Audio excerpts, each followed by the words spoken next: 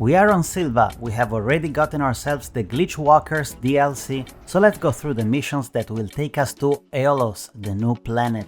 I will show you all that's new in the base game and the Glitchwalkers DLC, as well as the missions. These missions are included in the base game, so you don't need to get the DLC to get these, but later on we will see when you do need the DLC if you want to access more of the new content. First of all, you must have unlocked at least one of the cores on any planet to get the new missions. The first mission is called "Is this thing on?" For this and the next two missions, you will just need to test the green button, so just select these missions and hit the green button. We get to know that Bliss brought the storm system back online. To counter it, we're getting the first new item, Ruby, basically a storm chase technology. It can extract data from storms. Now we need to get to any planet other than Silva, since storms will spawn there. Now I'm not sure about where storms spawn specifically, but it seems like there is some sort of logic because they don't appear to spawn on your buildings, so it should be safe. I went to Calidor, and from the shuttle you can already see the storm. You may try to land nearby if you wish, and once on the ground, you will also have a marker on the compass indicating the storm. As you get into the storm, you will see a counter. If you stay too long, you will die. When the timer expires, you will have a few seconds to get out, like if you were completely out of oxygen, which you will by the way, but it's enough to get out of the storm to stop the counter immediately. Also, if you will be able to get to the center of the storm, it will be safe. But you will not have any oxygen, so make sure you are tethered up or have some extra oxygen tank. What you want to do is place Ruby on one of these hotspots, the little tornadoes. Keep in mind that Ruby needs 5 units of power to work. Switch it on and be aware that sometimes the tornadoes move slightly, so production may stop for a while, but eventually the tornado will go back there. Now you can go back to your mission log and you will be rewarded a glitch portal anchor. Just place it somewhere on the ground and your portal will open. Now we have a portal, but if you try to access it without the Glitchwalkers DLC, you will be shown a page about it and you can get it there. Remember that if one of your friends gets it, you can join them for free. So if you have a group of friends, you could just share one DLC. But if you do have the DLC ready, at this point you can activate the portal, which will start this scene and eventually take you back to the main menu. Now this is a little confusing, the game has not crashed, but to play the new planet Elos, you need to start a new save file. You will know they are Glitchwalkers files thanks to this icon. And we are landing on Elos. Keep in mind that we're starting from the scratch. There is absolutely nothing in your backpack. We only get our small base, which by the way has a couple new features, namely a couple of double slots and a D-zipper scanner that we're going to use soon. Now you may want to collect resin and compound to make a small starter base. You're going to need a small printer, medium printer, some platforms, a furnace, and you know, the more you're able to make it the better. Later on, you may even go for soil centrifuge, chemistry lab and so on. Start scanning for bytes as soon as you can. Samples here are pretty generous, but you're going to need a lot eventually. You may want to spend some time at the starter base to get some basic exploration equipment. For example, you may get some tethers, oxygen tanks, some form of power production and so on. Keep in mind that you're limited for now because many items are hacked. You cannot get these because Bliss has hacked them. To unlock all items in the game, you will need to restore the data and the portals. So just go for a basic setup for now. At the shelter terminal, you can get information about the lore and story behind Glitchwalkers. Just read it if you're not as lazy as I am. We now need to get a vault, which will spawn very close to your base. You need to place the keys in the right position by rotating them and sometimes swap places. You will get a sound once it's in the correct place. Then activate the vault and collect your rootkit. You can now bring it to the D-zipper at your base. As you examine the D-zipper, you will notice that there are 3 rootkits required, Alpha, Delta and Zeta. one for each storm. And unlocking milestone will grant you more protection from the storm and unlock more items in the catalog. Each storm will provide data unique to a rootkit, so you can't use green data resources for the Delta rootkit, for example. At the landing pad, you will find mission and you will be able to unlock a Vault Seeker, which will help you find the next vaults. Now at the landing pad, you can also get schematic for a ruby, meaning you can craft it to gather storm data. Go to the first storm with your ruby. Remember to provide power, place it in one of the small tornadoes and collect enough data.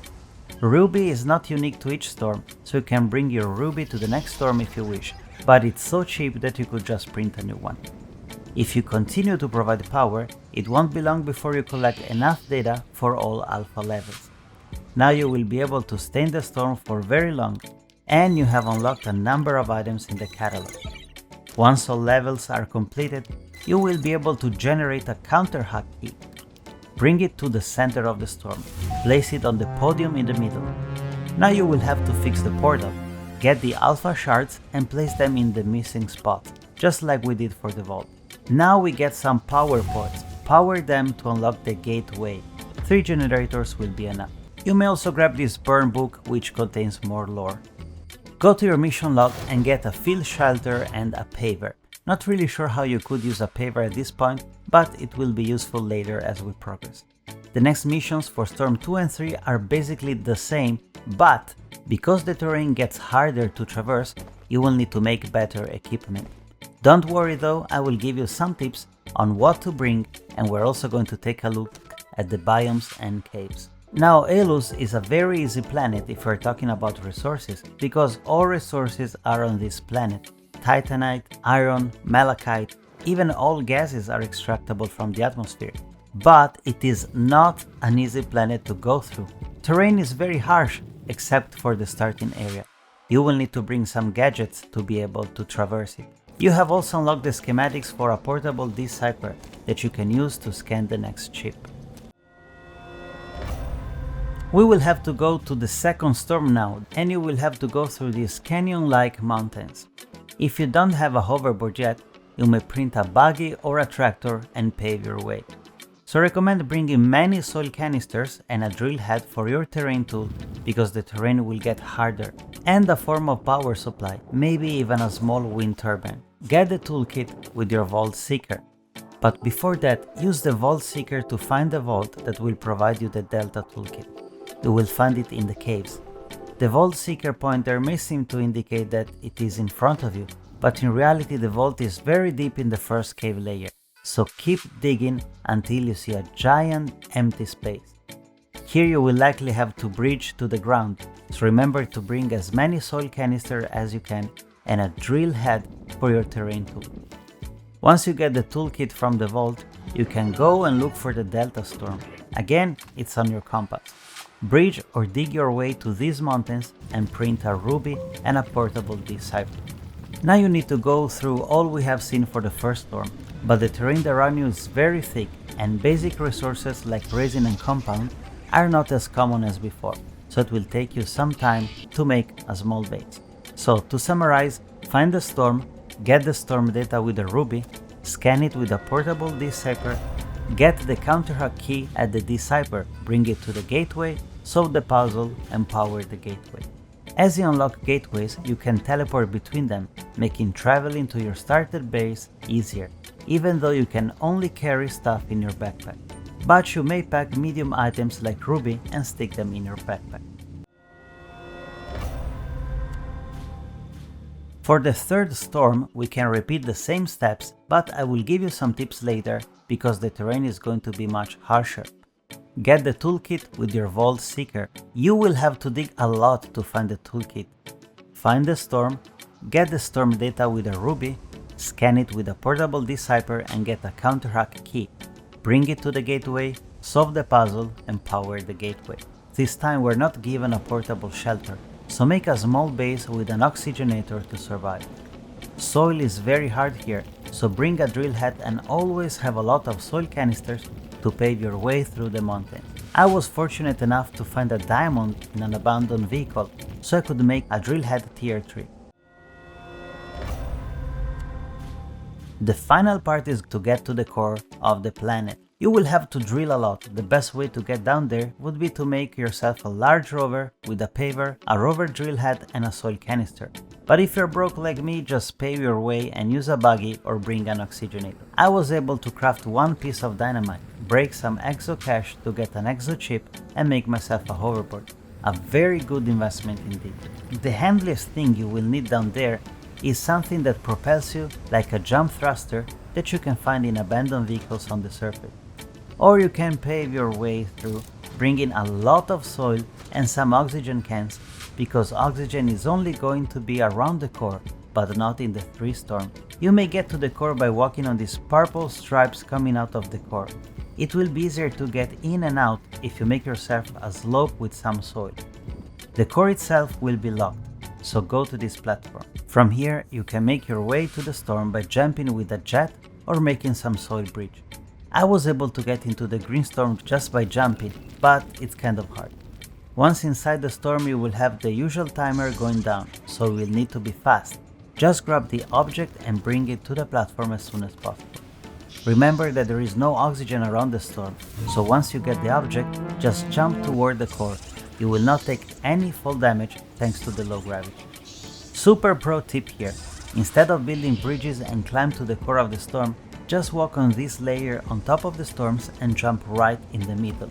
You're going to land on the platform in a few seconds. After you place all 3 objects into the platform, you will have counter-hacked bliss, and you'll get this cutscene.